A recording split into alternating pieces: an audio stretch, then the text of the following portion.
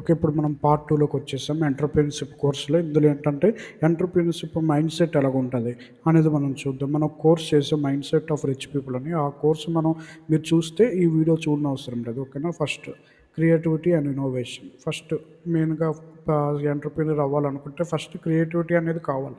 Creativity ఎలాగా అవ్వాలి అనంటే కొత్త ఐడియాసు మనం రోజు ఒక పేపర్‌లో 10 ఐడియాస్, యూనిక్ ఐడియాస్, ఎవరు కనిపెట్టలేని ఐడియాస్ అలా జడ్జ్ చేయకుండా ఏదో ఒకటి అలా రాస్తూ ఉండాలనమాట రోజు. దాన్ని బట్టి ఏంటంటే క్రియేటివిటీ పెరుగుతుంది. ఇంకా చాలా ఉంటాయి. మనం చాట్‌జీపీటీకెళ్ళినా క్రియేటివిటీ ఎలా తెచ్చుకోవాలి, ఏదైనా టెస్ట్‌లు ఇవ్వంటే అదే ఇచ్చేస్తది. కాబట్టి మనం క్రియేటివిటీని సంపాదించొచ్చు ఈజీగానే ఈ రోజుల్లో.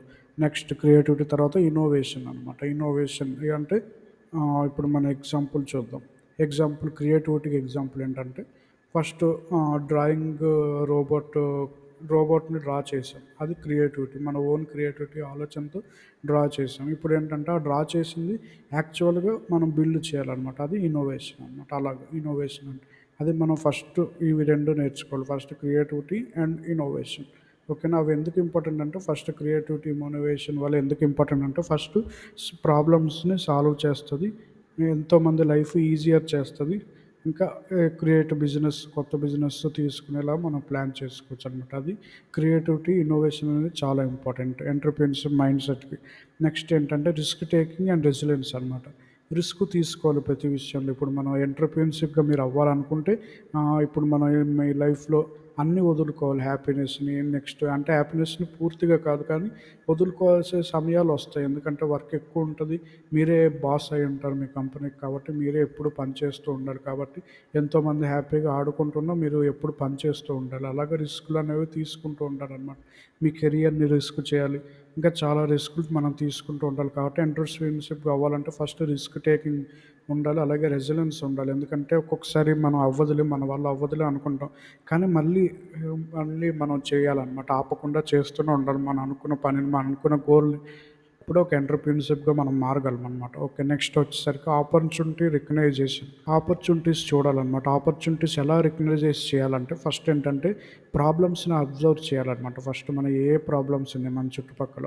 అబ్జర్వ్ చేసి దాని తర్వాత ప్రజల్ని కనుక్కోవాలి. ఈ ప్రాబ్లమ్ పోతే ఇప్పుడు బావుంటదా మీకు అనేది కనుక్కోవాలనమాట. నెక్స్ట్ ఏంటంటే ట్రెండ్స్‌ని ఫాలో అవ్వాలి. మన స్కిల్స్‌ని యూజ్ చేయాలి. సొల్యూషన్ గురించి ఆలోచించాలనమాట. ఇది ప్రాబ్లమ్ సాల్వింగ్. అలాగే ఆపర్చునిటీస్ అలాగే చూస్తూ ఉండాలనమాట. ఎక్కడ దొరుకుతాయో ఆపర్చునిటీస్. లైక్ మన ఎగ్జాంపుల్‌గా చూస్తే ప్రజలు ఫాస్ట్‌గా ట్రావెల్ అవ్వాలనుకుంటున్నారు కాబట్టి మనకి ఏరోప్లేన్స్ వచ్చాయి. ఎందుకంటే 1 అవర్‌లో ఈ సిటీ నుంచి వేరే సిటీకి వెళ్ళిపోవచ్చు. లేకపోతే బస్సు ఇవ్వనుకోండి ఒకరోజు హాఫ్ డే పడుతుంది. అలాగా నెక్స్ట్ ఇంకే ప్రాబ్లమ్స్ ఉన్నాయంటే టాక్సీ కావాలి. అంటే టాక్సీ రోడ్డు దగ్గరికెళ్తే గాని వచ్చేది కాదు ఒకప్పుడు. కానీ ఇప్పుడేంటి యాప్స్ వచ్చేసాయి. మనం ఆన్‌లైన్‌లో ఆర్డర్ పెడితే వెంటనే టాక్సీ వచ్చేస్తది. అలాగలా ఇంకా అమెజాన్ మనం చూసుకుంటే ఏది కొనాలనుకున్నా ఫోన్ తీసి కొనేస్తే అయిపోతుందనమాట ఆన్‌లైన్ షాపింగ్. అలాగే ఆపర్చునిటీస్‌ని మనం రికగ్నైజ్ చేసేవాళ్ళంగా ఉండాలి. నెక్స్ట్ ఏంటంటే అడాప్టబిలిటీ. ఎప్పుడు అడాప్టబుల్‌గా ఉండాలి. అంటే ఎప్పుడు కూడా నేర్చుకుంటూ ఉండాలి. ఎందుకంటే ఈ ప్రపంచం చాలా స్పీడ్‌గా ముందుకెళ్ళిపోతుంది. టెక్నాలజీ విషయంలో, ట్రెండ్స్ విషయంలో, కష్టాల విషయంలో అంత ముందుకెళ్ళిపోతుంది కాబట్టి ప్రతిరోజు మనం అడాప్ట్‌గా ఉండాలనమాట. నేర్చుకుంటూ ఉండాలి కొత్త కొత్త విషయాలన్నీ.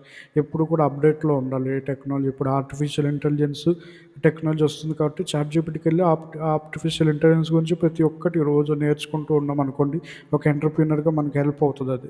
నెక్స్ట్ ఏంటంటే ఫ్లెక్సిబిలిటీ. ఫ్లెక్సిబుల్‌గా ఉండాలంటే మనకు ఉన్న ప్లాన్స్ గాని ఏవైనా ఉన్నాయో దాన్ని అడ్జస్ట్ చేసుకోవాలనమాట. సింపుల్ స్టెప్స్‌గా డివైడ్ చేసుకొని ఏ ప్రాబ్లమ్‌ని మనం ఎప్పుడు చేయాలని అడ్జస్ట్ చేసుకోవాలి. అలాగే ఫ్లెక్సిబుల్‌గా ఉండాలి. Next passion and perseverance. అంటే ప్యాషన్ ఏంటంటే నువ్వు చేస్తున్న పని నీకు ఇష్టమై ఉంది. నువ్వు దాన్ని ప్రేమించి చేస్తున్నావు ఆ వర్క్ అనేది ప్యాషన్.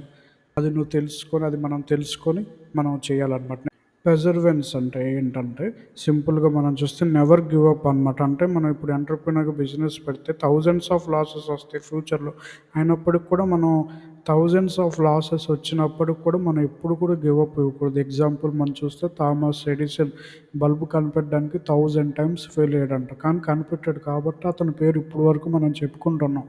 అలాగుండాలనమాట మైండ్ సెట్ అనేది.